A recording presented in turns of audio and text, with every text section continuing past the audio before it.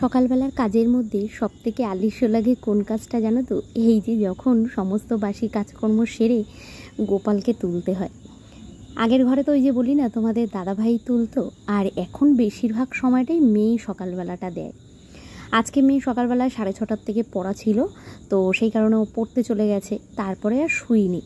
তারপরে টুকটুক করে ঘরের কাজকর্ম সারলাম, বাসি কাজকর্মগুলো সেরে ঠেরে তারপরে এখন বাজে এই 8:30 মতো, আসলাম ঠাকুর ঘরে।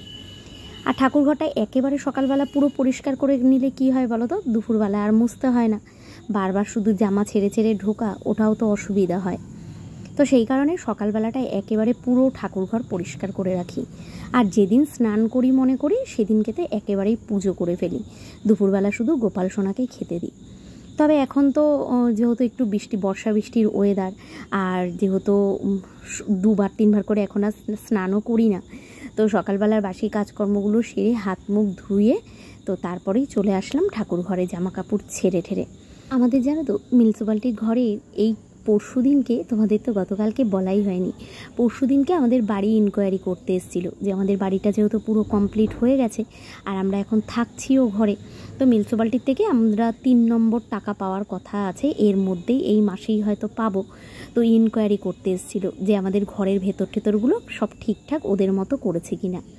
তো ওরা যখন ঢুকলো না, ঢুকেই প্রথমে আমাকে বলেছিল যে এইটা কি, মানে এরকমভাবে টাইস ফাইস কেন বসিয়েছেন। তো আমি তখন বলেছি ম্যাডাম, দুটো ম্যাডাম এসেছিলো, তো আমি বলেছি ম্যাডাম আমি তো একবার পড়ে ফেললে আর ভেঙে ঠেঙে করতে পারবো না, তাই ঠাকুরের জায়গাটা এমন করেছি, যদিও বা মিউনিসিপ্যালিটি ঘরে কিন্তু এমন কোনো নিয়ম নেই।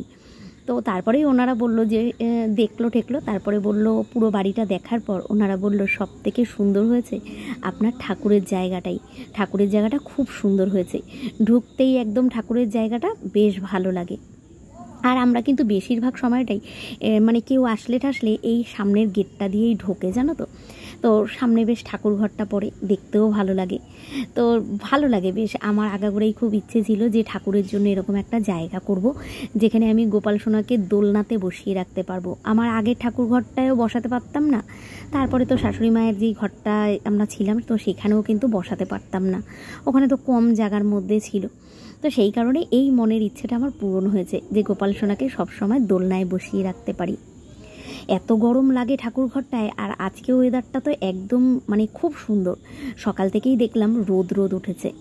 এদিকের সব কাজ শেষ করলাম, আর তারপরেই ভাবলাম না আজকে একটুখানি জামা কাপড়গুলো মেলবো। ওই ঘরে সব জামা কাপড় মেলা আছে, 2-3 দিনের জামা কাপড়, রোদে গরম না করে তো দেখবে কেমন একটা গন্ধ বেরায় না, তো ভাবলাম আজকে সব রোদ্দুরে দেবো।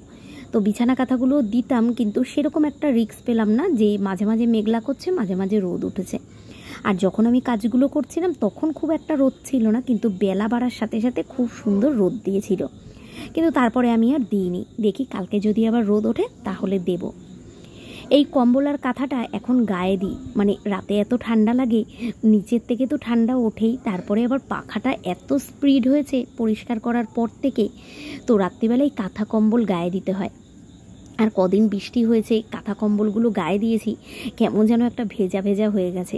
আর রোদ উঠেছে দেখেই সব কিছু ভাবলাম আগে কাঁথা কম্বলটা আর বালিশগুলোকে আগে রোদে দেব। গতকালকে সেই জামা কাপড়গুলো ছিল, তো সেই জামা কাপড়গুলোকেই দেখুন নিয়ে আসলাম, এখন এগুলোকে আগে দিই, তারপরে আরও কিছু জামা কাপড় আছে ওগুলো ভাবছি ছাদের ওপরে গিয়ে দিয়ে আসবো, কারণ এই নিচের দড়িটায় তো পুরো জায়গা হবে না, আর ছাদের ওপরে দিলে তাড়াতাড়ি গরমও হয়ে যাবে, আর রোদ থাকতে থাকতে সব কিছু একেবারে সব কিছু শুকিয়েও যাবে, গরমও হয়ে যাবে। ওই ঘর থেকে টুলটা নিয়ে আসলাম, আর এই ঘরে তো আমার একটা চেয়ার আছে, চেয়ারটাকেও বার করব। আর আজকে মনে নেই যে সিঁড়ির ঘরের ওই দিকের দরজাটা ভেতর থেকে খুলেই নেই, এই হচ্ছে দুটো দরজা থাকলে না এই হচ্ছে একটা সমস্যা জানো তো। আবার গিয়ে এই পাশের দিকে গিয়ে সিঁড়ির ঘরের দরজাটাকে খুলে দিলাম, আর এই যে চেয়ারটা বার করলাম কারণ কলপারটায় দিলাম, এখন তো চাদরটা নেই দরজার সামনে, কলপারের জায়গাটায় খুব সুন্দর রোদ পড়েছে, তো ভাবলাম এখানেই চেয়ার আর টুলটা পেতে বালিশ চারটেকে এখানেই দিয়ে দিই। বালিশগুলো তো এমনিই একদম ছিঁড়ে গেছে, আর বালিশগুলোকে সেই বললাম না ভালো করে সেলাই করে দিয়েছি, আর ওয়ারগুলোকেও কেচে একদম ভরে দিয়েছি। প্রচণ্ড গরম লাগছে, বৃষ্টি কমার সাথে সাথে রোদ উঠেছে, আর তার সাথে গরমও লাগছে। জানলাটা খুলে দিলাম, জানলা খুলতে এখন সকালবেলা খুব ভয় করে, ঘরে যখন না থাকি দাঁড়ার সাপটা না খুব উৎপাত করছে, পেছন থেকে খালি যাতায়াত করছে, আর আমার মনে মনে হয় এই না জানলা বেয়ে ওপর দিকে উঠে আসে, তো সেই কারণে দেখার পর থেকে জানলাটা ঘরে থাকলেই খুলি, আর বাইরের দিকে কাজ করলে জানলাটাকে বন্ধ করে দিয়ে যাই। গতকালকের ভিডিওতে তোমরা অনেকেই কমেন্ট করেছো আমার ঘর নিয়ে। তো দেখো, আমার ঘর নিয়ে তোমরা সবাই বলছো ঘর হয়ে গেছে, শাশুড়ি মার ঘর কেন আটকে রেখেছো, জিনিসপত্র বার করে ঢুকিয়ে দাও। তো দেখো, আমার নিজেরও কি ভালো লাগে, আজকে এত সুন্দর ঘর হয়ে গেছে, যেইটার স্বপ্ন দেখেছিলাম। জিনিসপত্র নেই, নিজের মতো নিজে গোছাতে পারি না, কোনো জিনিস এত সমস্যা হচ্ছে রাখার জন্য বারবার করে ওই ঘরের দিকে যেতে হয়। আমারও তো ইচ্ছে করে আমার যা জিনিসপত্র আছে সেগুলো এনে ঘরটাকে পুরো সাজাই, কিন্তু সত্যি কথা বিশ্বাস করো, একবার আমি এই যে আজকে 2 মাস হয়ে গেল ঘরে ঢুকেছি, 2 মাসে আমি ঘরের একটা কাজ করাতে পেরেছি বলো? ঘরে থেকে কিন্তু আর একটা কাজও করাতে পারিনি, শুধু জানলার কাজটা লাগানো ছাড়া আর একটা কাজও কিন্তু করাতে পারিনি। এবার যদি আমি জিনিসপত্র ঢুকিয়ে দিই, এই ঘরের রং করার আশাটা আমার আশাই থেকে যাবে। আর একবার সমস্ত জিনিস যদি ঘরে ঢুকে যায়, আমার ঘরটা তো এমনিই ছোট, জিনিস ঢোকানোর পরে দেখবে কোনো দিকেই আর কোনো জায়গা নেই। তখন ধরো পরে আবার রং করাতে পারলাম, তখন জিনিসপত্র সরিয়ে সরিয়ে ঘরের রং করা, রঙের লোক কাজ করবে, তখন যে কতটা প্রবলেম হবে একমাত্র আমরাই জানি। ওই জন্য কটা মাস অপেক্ষা করে গেলাম যে ঠিক আছে দেখি না, যদি মানে আমরা তো মনে মনে চাইছি যে পুজোর মধ্যে করব, যদি সব ঠিকঠাক থাকে তাহলে হয়তো পুজোর মধ্যেও করব, কারণ আমাদের মিউনিসিপ্যালিটির টাকা এই মাসের মধ্যে ঢোকার কথা আছে। আমরা মিউনিসিপ্যালিটিতে গেছিলাম, খবর নিয়েছি, আমাদের বাড়ি ইনকোয়ারি হয়ে গেছে, ওনারাও দেখে গেছে, আমরা এখন ঘর ইউজ করছি। তো আর কিছু কাগজপত্র ছবি ওনাদের গিয়ে এই সপ্তাহের মধ্যে জমা দিতে হবে, দিয়ে আসলে তারপরে ওনারা টাকা ছাড়বে, আমাদের নামে টাকা কিন্তু চলে এসছে। ওনারা সেদিন ইনকোয়ারি করতে এসেছিলো, বলে গেছে। তারপরে তোমাদের দাদাভাই মিউনিসিপ্যালিটি গেছিলো, ওখান থেকে শুনেও এসছে আমাদের এখন বাড়ির সামনের ফ্রন্টটা, পুরো বাড়িটা রং করাতে পারবো না, ওনাদের সেদিন বলে দিয়েছি যে এখন আমাদের হাত একদম টানাটানি, পুরো বাড়ি আমরা এখন রং করাতে পারবো না। তো ওনারা বললো তাহলে একটা কাজ করুন, বাড়ির সামনেটুকু অন্তত রং করিয়ে সাদা আর নীল বর্ডার রং করিয়ে আপনারা ছবি তুলুন, আর ঘরের সামনে একটা সাইনবোর্ড টানিয়ে এই ছবিগুলোকে মিউনিসিপ্যালিটিতে গিয়ে এই সপ্তাহের মধ্যে জমা দিয়ে আসুন, তাহলে আপনাদের অ্যাকাউন্টে টাকা ঢুকে যাবে, কারণ আপনাদের নামে টাকা চলে এসছে। যতক্ষণ আপনারা ছবিটা না দেবেন আমরা টাকাটা ছাড়তে পারছি না। তো এটা শোনার পর সত্যি কথাই খুব আনন্দ হচ্ছে যে ঠিক আছে চলো ঘরটা রং হয়ে যাবে। আর প্রচুর টাকা অনেকটা ধার দেনা করে ফেলেছি এই ঘরের চক্করে, তারপরে তো পার্সোনাল আছেই, সেগুলো অনেকটা শোধ করে উঠে যেতে পারবো, মাথাটা একটু হালকা হবে। কত করে ফুল ঝাড়ুগুলো?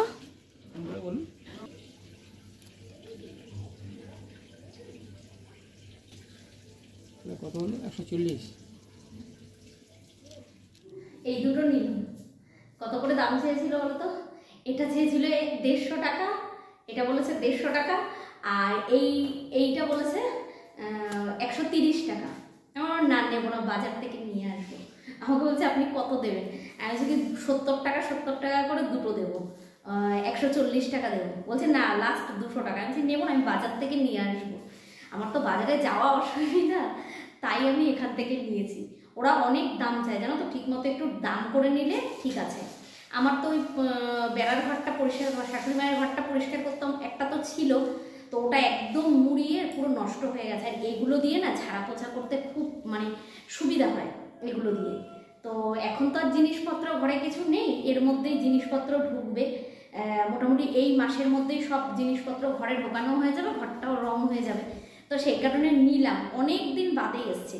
আর মেন কথা এইটার থেকেও বেশি প্রয়োজন আমার এইটা, সারা ঘরে জানো না, তোমাদের দেখাতে পারবো না, সারা ঘরে ঝুল পড়েছে।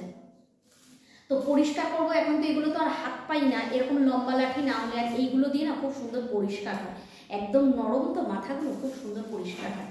তো সেই কারণে আজকে দেখলাম হাতেও পয়সা ছিল তাই নিয়ে নিলাম, কারণ এই লোকটা সবসময় ঢোকে না, মানে এদিকে খুব কমই আসে, আর বাজার থেকে এগুলো গাড়ি করে করে টেনে নিয়ে আসে না, যায় না। তো সেই কারণে এই দুটো নিলাম। আবার তোমরা বলবে প্রয়োজনের জিনিস কেনো না, উল্টোপাল্টা জিনিস কেনো, এটাও কিন্তু প্রয়োজন। আর যে কথাটা তোমাদের আমি বলবো, তো গতকাল তোমরা অনেকেই আমার মানে তোমরা ওই মাছ কেনাটা নিয়ে সত্যি হয়তো তোমরা এইভাবে নেবে আমি বুঝিনি, মাছ কেনাটা নিয়ে যে তোমাদের এতটা সমস্যা হবে, আর সত্যি আমাদের ওই ইলিশ মাছ খাওয়াটা যে এতটা দুর্ভাগ্যের হবে এত তোমাদের মানে নেগেটিভ কমেন্টগুলো পড়ে আমার এত খারাপ লাগছিল। তো আমি তাই ভাবছিলাম যে সত্যি এক দিদিভাই ঠিকই বলেছে যে মানুষের ইচ্ছের কোনো দাম নেই। আমাদের মতো ঘরে যদি আমরা একদিন ভালো মন্দ খাই, সত্যি আজকে তোমাদেরকে দেখিয়েছি বলে তোমরা জেনেছো, যদি না দেখাতাম জানতেও পারতে না। তো দেখিয়েছি, সেটা আমার সবথেকে বড় অপরাধ, কারণ আমি আমার ঘরের প্রয়োজনীয় কাজগুলো না মিটিয়ে এত দামের মাছ কেন খেলাম, এটা নিয়ে তোমাদের সবার বক্তব্য। আর একটা যেটা বক্তব্য, সেটা তোমরা গতকালকে অনেকেই কমেন্ট করেছো যে প্রয়োজনে যে জিনিসগুলো সেগুলো করো, মেন কথা তুমি এত দামে মাছ না খেয়ে একটা ছাতা তো কিনতে পারতে। যেই জিনিসটা আমি ভিডিওতে একটু স্কিপ করে যাব, মানে ভুলে যাই, আমি তো তোমাদের আগে করেই বলি যে সব ভুলে যাই, যেই জিনিসটা একটু স্কিপ করে যাব সেটা নিয়েই তোমাদের একটা কমেন্ট থাকবে। তো সেই কারণে আমি কালকেই কিন্তু তোমাদের আমি বলতেও ভুলে গেছি, দেখাতেও ভুলে গেছি, দাঁড়াও দেখিয়ে নিই। তো তোমাদের সবার একটাই বক্তব্য ছিল যে বৃষ্টিতে ভিজে ভিজে মাছ কিনতে যাচ্ছ, আবার বলবে ঠান্ডা লেগেছে, শরীর খারাপ, কত নাটক করবে, তাহলে মাছটা না কিনে ছাতা তো কিনতে পারতে। ছাতা কিনেছি, ওই যে বললাম না ভুলে গেছি, গতকাল বাজার টাজার করে এসে এত হুড়োপাড়িতে সংসারের কাজকর্ম নিয়ে ব্যস্ত হয়ে গেছি। তারপরে তো ভিডিওটা দেখলেই দুপুরবেলা খাওয়া দাওয়া দিয়ে শেষ করে দিয়েছি, আর পরে কিচ্ছু করিনি, তো ওই অবধি শেষ করে দিয়েছি, আর তো তোমাদের দেখানোও হয়নি। ছাতা আমি গতকালকেই কিনেছি, তোমরা বলার আগেই আমার এটা মাথায় ছিল। তো যেই কারণে আমি ঘর থেকে এখন খুব একটা বেরোনো হয় না, তো সেই কারণে খুব অসুবিধা হচ্ছিল। আর যা বৃষ্টির ওয়েদার, মেয়ে পড়তে টরতে যাচ্ছে, আমি বাড়ির থেকে বেরোনোর সময় যখন ভিজে ভিজে মাঠ থেকে গেলাম না, তখনই আমি ঠিক করে নিয়েছি মাছ কিনি যাই না কিনি, আজকে বাজার থেকে গিয়ে একটা অন্তত ছাতা কিনবো, কারণ আমি তো খুব একটা বেরাই না। তোমাদের দাদাভাই ছাতা নিয়ে চলে যায়, এই যে আজকেও ছাতাটা নিয়েও চলে গেছে। এবার যদি বৃষ্টি হয়, মেয়ে বিকেলবেলা পড়া আছে, এখন মেয়ে পড়তে গেছে, তো সেই জায়গাগুলো কি হবে। তো কালকেই আমি কিন্তু এই ছাতাটা, একটা লেডিস ছাতা কিনে নিয়ে এসেছি তোমরা বলার আগেই। কিন্তু যখন আমি ভিডিওটা পোস্ট করলাম, তাই আমি ভাবলাম যে সত্যি যেই জিনিসটা ভিডিওর মধ্যে স্কিপ করে যাব, যেই জিনিসটা একটু দেখাতে ভুলে যাব, সেটা নিয়েই তোমাদের একটা কমেন্ট থাকবে। তো যাই হোক, কিছু বলার নেই। আর কালকে তোমরা যা যা বলেছো সত্যি আমার খুব খারাপ লেগেছে। আর অনেকেই তোমরা এই কথাটাও খালি বলছো, তোমার শাশুড়ি মায়ের ঘরে থাকছো, তোমার শাশুড়ি মায়ের ঘরে থাকছো, তোমার শাশুড়ি মা থেকে সাহায্য নিয়েছো। শাশুড়ি মায়ের ঘরে কিন্তু আমরা থাকছি না। আমি কিন্তু তোমাদের কেন বলি জানো, ওইটা আমার শাশুড়ি মা ঘরটা হচ্ছিল, আর তোমরা তো অনেকেই জানো যে ওই ঘরটা কিন্তু আমরাই তৈরি করে নিয়েছি। তাও আমি তোমাদের বোঝার সুবিধার্থে কিন্তু সবসময় বলি যে ওইটা আমার শাশুড়ি মায়ের ঘর। আর তোমরা এই যে খাওয়াটা নিয়ে এতটা কথা বললে না, যে তোমরা বললে যে শাশুড়ি মাকে দিতে পারতাম, খারাপ সময়গুলো তো তোমাদের চোখে পড়ে না একবারও? যেই জায়গাগুলো ওনার আমার প্রতি যেই কর্তব্যটা করা উচিত ছিল, সেগুলো তো তোমাদের চোখে পড়ে না। তোমরা তো অনেকেই বলো যে দিদিভাই এত কাজ করো কেন, এত কাজ করো কেন, তোমার এত বড় অপারেশন হয়েছে। আমি যখন কাজকর্ম সবই করতে পারছি, মনের জন্য সব করছি, খেতে কি অসুবিধা? আমারই শরীরের ক্ষতি হবে। আমি একদিন একটু ভালো খাই, একদিন একটু তেল মশলা দিয়ে তরকারি খেলে পরের দিন কিন্তু আবার খাই না।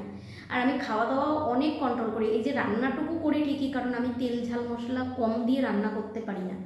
তো সেই কারণে আমার কিন্তু রান্নাটা ওরকম হয়ে যায়। আমি কিন্তু পরিমাণে তরকারি একদম খাওয়া কমিয়ে দিয়েছি। আর আমার মেয়ে তো কোনো তরকারি খাই না, তোমরা জানোই, সবজি বলো মাছ বলো, ওর কিন্তু ডাল ভাজাটা ডিম ভাজাটা এটা থাকে। তোমাদের দাদা ভাইয়ের কথা বলি, ও যদি আমি ওরকম সাদা সাদা তরকারি করি না, ও খাবে না। তো সেই কারণে রান্নাটা নিয়ে আমি তোমাদের সঙ্গে কোনো সময় বিতর্কে যাই না। হ্যাঁ, কারণ আমরা যেইভাবে তেল মশলা খাই, সত্যিই মানুষ খায় না, শরীর খারাপ করবে, কিন্তু কি করব বলো, করতে তো পারি না।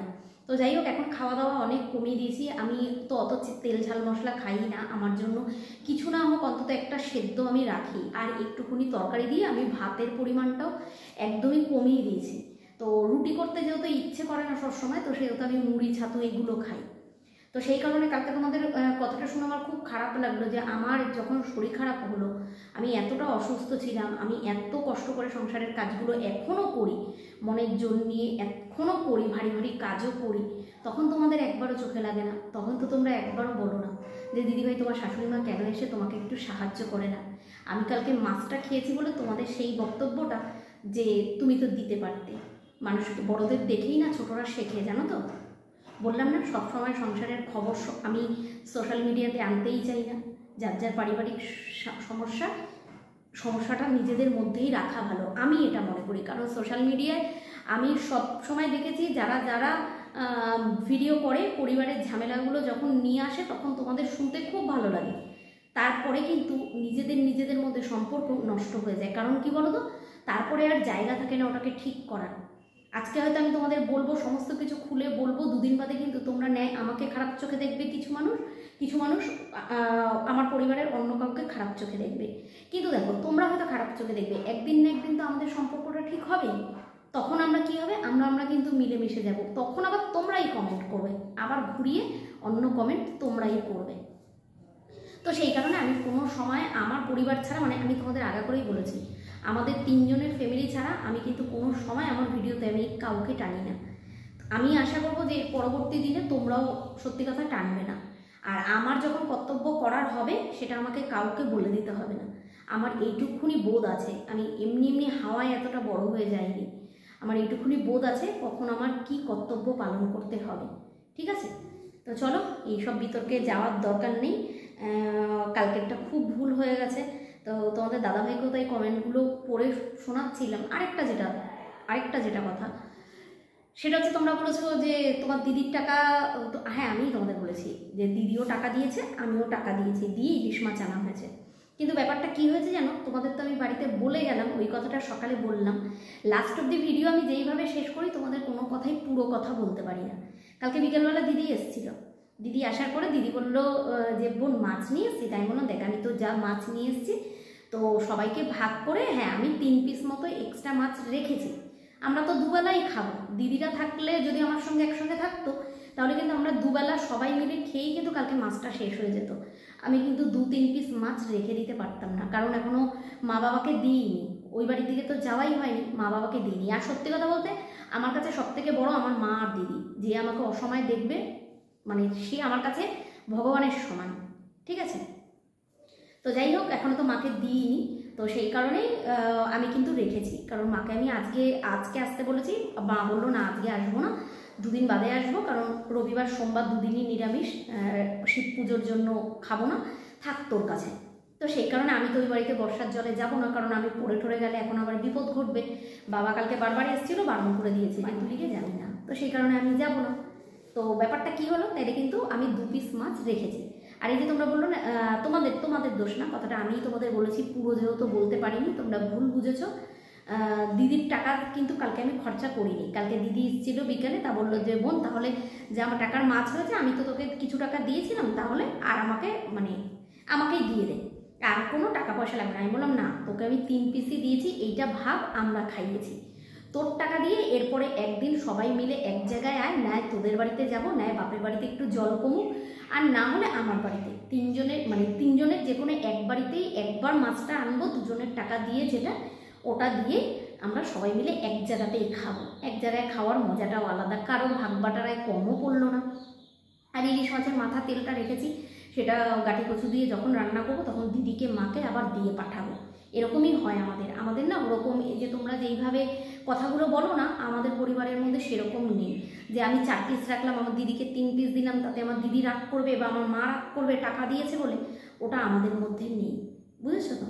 আর যেদিনকে আমি ওই 3 পিস মাছটা রান্না করবো না, সেদিনকে আবার গুলুকে ওখান থেকে সর্ষে বাটা দিয়ে সেদিনকে রান্না করব। কালকে তো ঝোল করেছি, তো সর্ষে বাটা দিয়ে যেদিনকে রান্না করবো গুলুকে কিন্তু তখন আবার 1 টুকরো ওখান থেকে দেবো। তা যাই হোক, এইসব বিতর্কে আমি যেতে চাই না, কারণ সত্যি কথা বলতে এইসব কথা আমার একদম ভালো লাগে না। কিন্তু তোমরা কালকে বলেছো বলে সত্যি আজকে আমি এতগুলো কথা বললাম। ঠিক আছে, তো এই যে ছাতা নিয়েছি, তো মেয়েকে বলেছিলাম যে তুই পড়তে যাচ্ছিস ছাতাটা নিয়ে যা, আজকে যেহেতু ওয়েদারটা ভালো, ছাতা নেয়নি, ভুলে গেছে। তো চলো আর বক করছি না, এবারে আবার একটুখানি চা করবো। এখন চা দিয়ে একটু বিস্কুট দিয়ে খাবো, সকালের টিফিন আমার ওটা খেয়ে এরপরে কাজে হাত দেবো। ঠিক আছে, চলো। তোমরা কিচ্ছু মনে করো না, আজকে সত্যি আমার গতকালকের কমেন্টগুলো দেখে এত খারাপ লেগেছে, বিশ্বাস করো এত খারাপ লেগেছে। আর তোমরা যে আমার এই মাছ খাওয়াটা এইভাবে নেবে, সত্যি এটা বুঝতে পারিনি। আর তার সঙ্গে সঙ্গে তোমরা এতগুলো যে আমাকে কথা বলবে, এটাও বুঝতে পারিনি। আসলে আমি একটা জিনিস বুঝলাম জানো তো, এই সোশ্যাল মিডিয়া জায়গাটাই হচ্ছে এরকম। হয়তো তোমরা বলবে যে তাহলে ভিডিও বানাচ্ছ কেন, তোমার পরিবারের সমস্যা তুমি জানাচ্ছ কেন। আমি কিন্তু কোনো সমস্যা জানাই না, আমার আগাগোড়াই বলেছি আমি কিন্তু আমার পারিবারিক কোনো সমস্যা, কোনো সংসারের ঝামেলা, এগুলো কিন্তু আমি কোনো সময় এগুলো তোমাদের বলি না। হ্যাঁ, আমি রোজকার লাইফস্টাইল তোমাদের সঙ্গে শেয়ার করি, এবার লাইফস্টাইলের মধ্যে আমার ভালো থাকা খারাপ থাকা সেগুলোই কিন্তু পড়ে, সেগুলোই আমি তোমাদের সঙ্গে শেয়ার করি। আর একটা দিনের মাছ খাওয়াটা যে তোমরা এইভাবে নেবে, আর সত্যি কথা বলতে আমাদের ঘরে তোমরা বলো তো কবে তোমাদের দেখাই যে রোজ রোজ ইলিশ মাছ রান্না হয়, রোজ রোজ খাসির মাংস রান্না হয়? আমাদের কিন্তু এগুলো হয়তো মাসের মধ্যে একবারও হয় না গো। আমাদের ঘরে বেশিরভাগই ওই রুই মাছটা হয়, আর ওই ছোটোখাটো মাছ হয়, লোটে মাছ ফাছ এইসব হয়। আর ম্যাক্সিমাম দিন তো বেশিরভাগ ডিমটাই রান্না হয়, সেদ্ধ ভাতও হয়, সব মিলিয়েই হয়। তাহলে তখন তো কিছু বলো না, আর এই একটা দিনের একটু ভালো খাওয়াটা তোমাদের খুব চোখে লেগে গেছে। আর তারপরে যেই কথাটা তোমাদের বলতে ভুলে গেছি, তোমরা রান্না নিয়েও অনেক কথা বলেছো, আমি নাকি রান্না করতেই জানি না। দেখো, খাওয়া দাওয়াটা তো সবার মুখে একরকম স্বাদ না, এক একজনের এক এক রকম স্বাদ। আমাদের ঘরে কিন্তু ইলিশ মাছে জিরে বাটা আদা বাটা দিলে আমরা খুব ভালো খাই। এই ঝোলটাই আমার দিদিও খেতে চায় না, দিদিরা আবার শুধু সর্ষে বাটা ছাড়া কিছু খেতে চায় না।